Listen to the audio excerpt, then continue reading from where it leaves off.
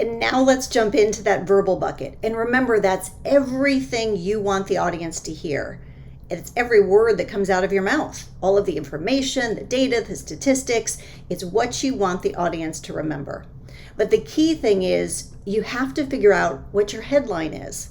And a really easy way to do this is to imagine you have delivered your presentation to a virtual audience that has now left the virtual room. And there's one woman who goes on to speak with her boss. And her boss says, "Oh, shoot, I missed that presentation. What did she say?"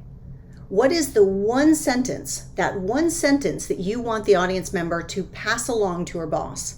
The one sentence that sums up your entire presentation. That's your headline. Let's put that up in the first 10 to 15 seconds of your presentation so your audience knows exactly why you're there. Let me share with you one of my favorite headlines. This is Safina Hussain. She heads up Educate Girls in India, and she walked onto that TED stage and delivered a headline. The world today has many problems, and they're all very complicated and interconnected and difficult. But there is something we can do. I believe that girls' education is the closest thing we have to a silver bullet to help solve some of the world's most difficult problems. One of the reasons Safina Hussain was so good on that TED stage is because she spoke in conversational language. She used weekend language. When you think about it, we are at our best as communicators on the weekends. That's when we tell stories, we pass along bad jokes, and we talk like real people. And then something happens.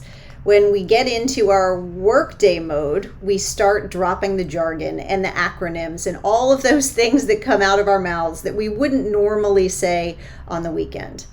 But we need to knock all of that out because that doesn't make us good communicators.